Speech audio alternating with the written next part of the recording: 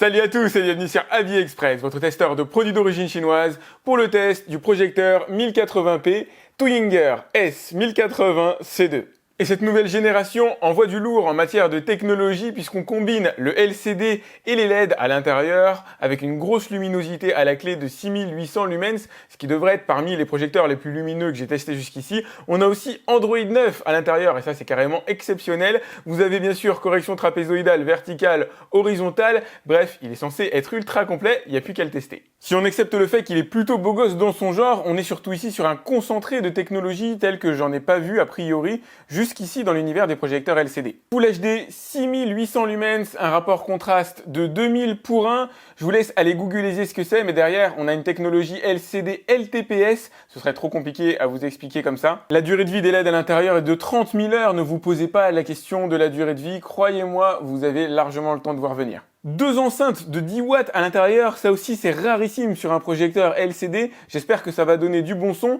Et ici un système de refroidissement avec à l'intérieur du cuivre, matériau quand même assez noble, idem, c'est quand même rare à trouver dans ce genre de projecteur. Là aussi il y a carrément de l'inédit, puisque en plus du Wi-Fi, vous avez ici un port RJ45 pour le brancher directement à un routeur ou à une box TV. Vous avez bien sûr deux prises HDMI, prise casque, sortie audio-vidéo, deux ports USB, et là vous avez l'alimentation électrique avec ici le capteur infrarouge. Pardon, le capteur infrarouge est là, et là c'est le bouton. Je voulais pas préciser, mais le son sort en stéréo avec en plus le décodage du AC3. Encore une fois, je vais pas dire qu'on est dans l'inédit, mais c'est quand même très rare sur les deux formats de projecteurs, le format avec Android à l'intérieur ou le format sans Android. Sur le dessus du Projo, rien d'extraordinaire, rappel des principales fonctions de la télécommande. Et sur le dessous, 4 pieds en caoutchouc, pas de pas de vis malheureusement, alors vu la taille de la bestiole, c'est pas très étonnant. Et ici, vous pouvez faire sortir un petit pied qui permettra d'ajuster la hauteur du projecteur, en tout cas le réglage vertical. Je vous montre ce que ça donne, des fois que mon explication soit pas très parlante. Et bien sûr, comme d'hab, à l'intérieur du package, la télécommande, un câble audio-vidéo, la prise électrique et une prise HDMI. D'un point de vue technique, on est dans le nec plus ultra de ce qui peut se faire aujourd'hui dans l'univers des projecteurs LCD. Il n'y a plus qu'à voir ce que ça donne en vrai. Bienvenue sur l'interface de base du projecteur. Le temps pour moi de vous parler de deux, trois petites choses. La première, le niveau de luminosité, c'est pas un projecteur qui est fait pour envoyer l'image de jour, même si là j'ai laissé, on est à la nuit tombante et franchement on voit très très bien. Je pense que de jour on peut à peu près l'utiliser, mais c'est pas confortable. Ensuite la partie télécommande, donc si je pointe la télécommande directement vers le mur, j'arrive quand même à naviguer, j'ai pas forcément besoin de pointer la télécommande vers le projecteur et ça c'est clairement bon signe. Dernière chose, le son du ventilateur, c'est toujours là où le bas blesse un petit peu sur les projecteurs. Il y a de belles améliorations qui ont été faites. Évidemment le ventilateur, vous allez l'entendre malheureusement, ça c'est toujours le cas sur les projecteurs LCD, mais c'est un son relativement mat. C'est pas inaudible, hein, évidemment, malheureusement vous l'entendez, mais quand vous vous immergez dans votre film, normalement ça doit disparaître. Vous l'avez compris, moi j'ai la version Android et c'est loin d'être une obligation, donc vous allez pouvoir prendre une version plus basique qui vous coûtera moins cher. Prenez par exemple en parallèle une Chromecast, finalement ça vous coûtera quasiment le même prix que la version Android que j'utilise maintenant, et avec la Chromecast vous aurez accès à bien plus de fonctionnalités, même si là il faut bien avouer qu'il y a des trucs quand même plutôt sympas sur ce projecteur là. À commencer par la correction trapézoïdale que vous allez pouvoir réaliser alors de manière verticale ou horizontale. Donc je vous montre rapidement ce que ça donne, hein, voilà. Vous pouvez vraiment aller dans la finesse, c'est quand même plutôt cool. Je vais faire aussi sur la partie verticale. Voilà, non pardon, là c'est horizontal. Ça vous donne un ordre d'idée de ce qu'il est possible de faire avec ce projecteur et ça c'est carrément rare. Sur du LCD, je crois que c'est la toute première fois que j'ai quelque chose d'aussi précis. Fonction très demandée, le zoom, en tout cas le dézoom, vous n'allez pas agrandir l'image, mais par contre vous allez pouvoir la réduire en taille et l'ajuster à la taille du mur que vous avez en face. Et ça encore une fois c'est relativement fondamental. Par contre c'est une fonction qui est disponible assez fréquemment. Le mode de projection, c'est un classique, vous allez pouvoir retourner l'image, voilà, fonction de la manière dont vous mettez le projecteur chez vous, je vous montre rapidement ce que ça donne. Voilà, on va pas s'étendre sur le sujet. Après, dans les paramètres, vous avez les classiques, application, date et heure, le stockage à l'intérieur, utiliser un disque de préférence, les mises à jour, même si, voilà, il risque pas d'y en avoir des masses sur ce genre de projecteur. D'un point de vue applicatif, cette version d'Android ne donne pas accès à grand chose. Alors, je vous montre rapidement. Bien sûr, j'ai configuré mon réseau Wi-Fi. Donc, je vais pouvoir accéder à mon disque local. Normalement, je devrais pouvoir accéder aussi à la partie réseau. Donc, vous avez ici les applications qui sont d'ores et déjà installées avec, par exemple, YouTube. Et on va passer sur cette appli-là pour faire un test. Je vous montre rapidement l'interface de recherche de YouTube, c'est l'application classique. Donc pour le coup, vous n'allez pas être dépaysé. Là, je vais mettre une vidéo en 4K, même si le projecteur envoie du 1080p, ne vous trompez pas là-dessus. C'est juste pour avoir vraiment la plus belle image possible, en mettre, on va dire, plein les yeux. Alors non, on va pas mettre celui-là, on va prendre celui-là. Et je vais vous choisir une petite vidéo. Et voilà ce que ça donne. Alors en matière d'honnêteté, on est quand même au top de ce qui peut se faire à l'heure actuelle. C'est une vidéo qui est faite vraiment pour. On est vraiment sur de la pure démo pure et dure. Si vous avez l'impression que les couleurs sont passées, c'est que tout simplement sur la vidéo, les couleurs sont, on va dire, légèrement passées. C'est normal. Enfin, c'est normal. C'est une vidéo qui a été faite visiblement par LG. J'imagine qu'après, ils ont prévu des images un peu plus chatoyantes, mais c'est vraiment beau. C'est précis, c'est net, c'est absolument impeccable. Moi, ce que je vois là, c'est ultra convaincant.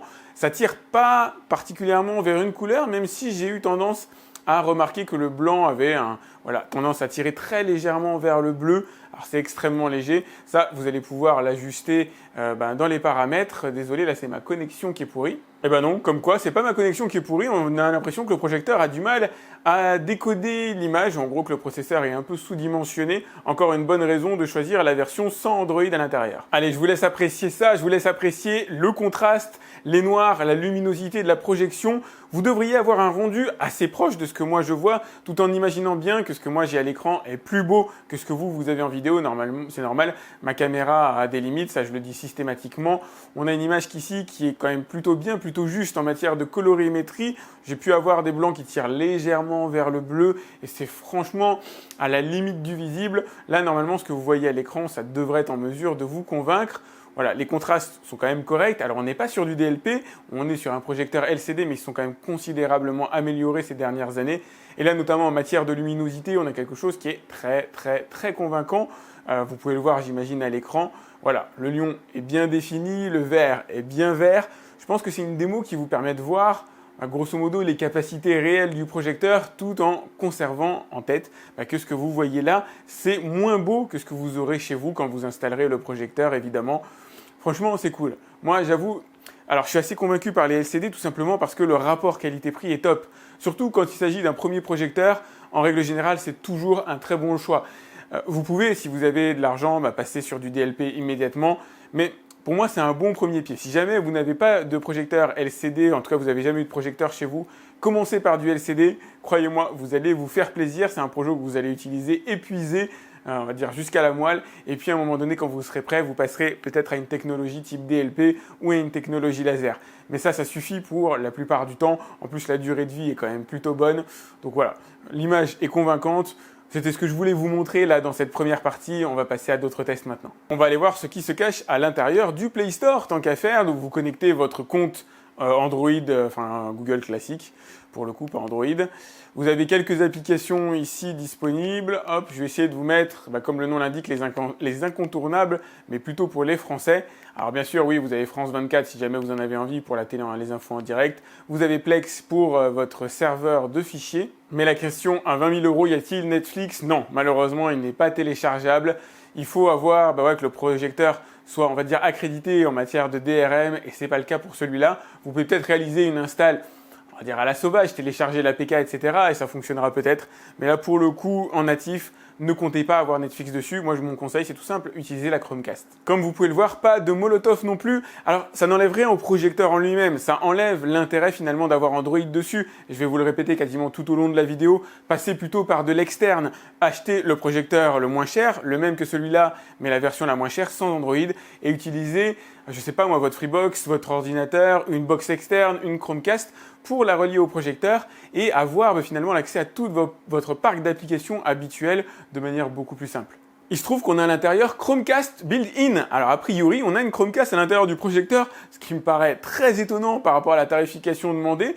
Et je savais pas que Google permettait comme ça d'implémenter une Chromecast ou un équivalent à l'intérieur de projecteurs LCD. Ce serait une première pour moi. Donc pour le coup, c'est ce qu'on va tester maintenant. Alors le concept va être très simple. J'ai mis une vidéo sur mon téléphone. Alors vous le voyez en flou, désolé, je le fais comme ça en live à l'arrache. J'ai le projecteur qui est ici et je vais essayer d'envoyer directement le flux depuis mon téléphone sur le projecteur. On va voir ce que ça donne.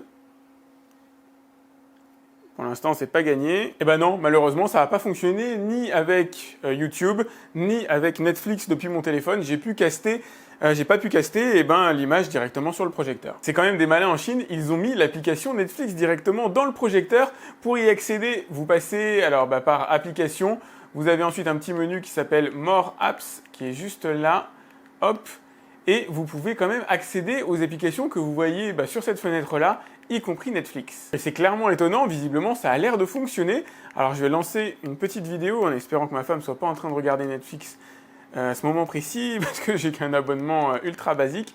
Alors par contre là c'est bizarre, j'ai ma télécommande qui a pas l'air de vouloir naviguer à l'intérieur des menus. Et ben voilà qui clôt définitivement le chapitre Android préinstallé sur ce projecteur là. Ne le prenez pas, ça sert strictement à rien. Je peux même pas accéder au menu Netflix. Donc autant le projecteur, l'image, tout ça sont super belles. Autant si vous mettez des périphériques extérieurs, ça va marcher très bien. Autant là malheureusement non, directement avec Android dessus, ça sert absolument à rien. Alors là ce que je viens de faire c'est tout bête, j'ai branché mon ordinateur sur la prise HDMI 1 et on va aller voir directement ce que ça donne. Ok, nickel. Alors désolé pour les pubs, je suis allé sur le journal Le Monde. Donc pour le coup je navigue sur mon ordinateur directement avec ma souris. Ça permet de tester la précision du projecteur et les textes sont franchement très lisibles.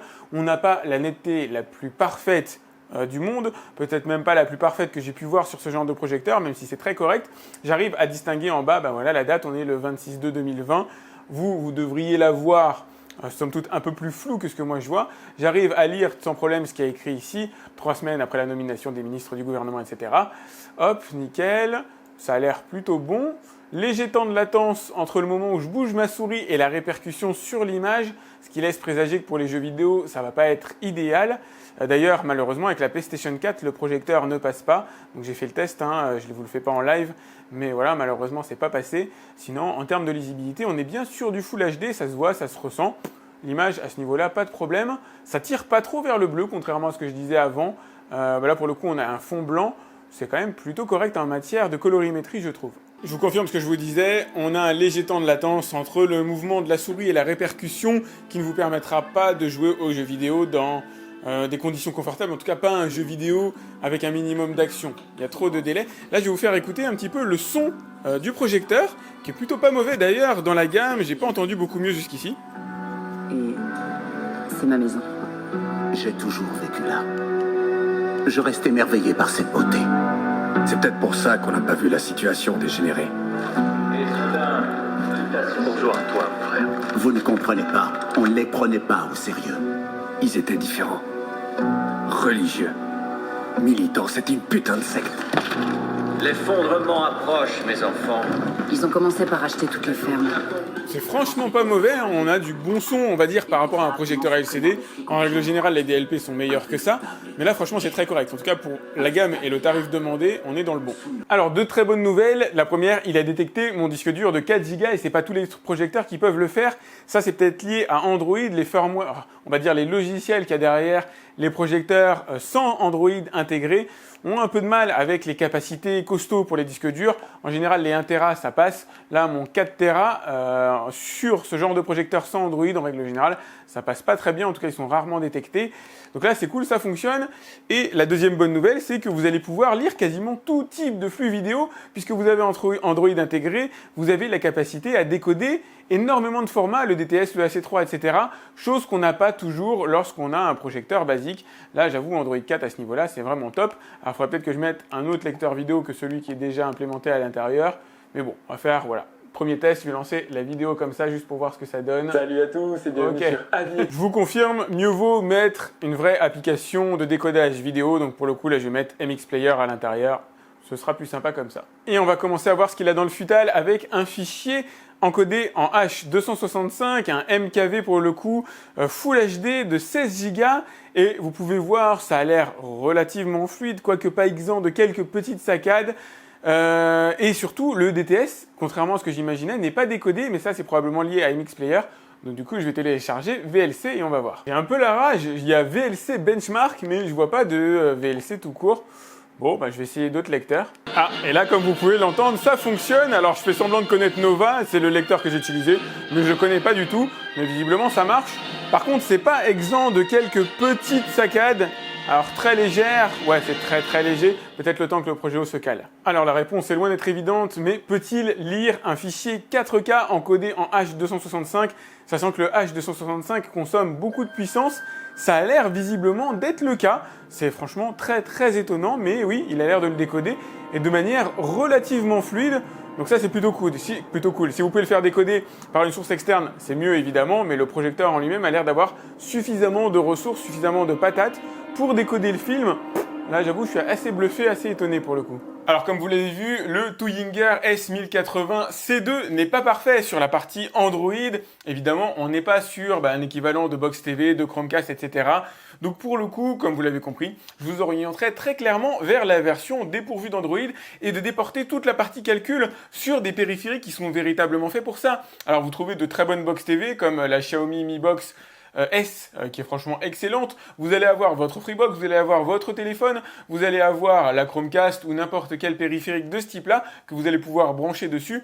Et franchement, pour la partie décodage, je vous conseille de passer par ça. Par contre, en matière d'image, il est vraiment très bon. Il est à la hauteur des meilleurs projecteurs LCD 1080p que j'ai pu tester jusqu'ici. Idem pour le son, c'est peut-être même le meilleur projecteur que j'ai pu avoir jusque-là, à mettre en concurrence avec un Hartley Energon 2 pour le coup. Franchement, le combo est vraiment génial. Et pour le coup, ça reste le fondamental, ça reste la partie la plus importante d'un projecteur et à ce niveau-là, il est totalement réussi. Donc voilà, prenez tout simplement la version la moins chère. Je vous ai mis le lien directement dans la description comme d'habitude pour que vous puissiez aller voir les tarifs de ces différents projecteurs puisqu'au final, ce sont des projecteurs relativement différents et croyez-moi, ça vaut le coup de se rabattre vers celui qui est le moins cher. Si vous avez aimé cette vidéo, n'hésitez pas à me lâcher un like, c'est important pour moi, à vous abonner à ma chaîne, à cliquer sur la petite cloche qui vous permettra d'être alerté lorsque je lance un nouveau test. N'hésitez pas à partager cette vidéo, ça m'aide à me faire connaître et puis si jamais vous avez dans votre entourage quelqu'un qui peut être intéressé par un projecteur, ça peut être bien vu et moi je vous dis à très vite pour un autre test sur AviExpress. Salut!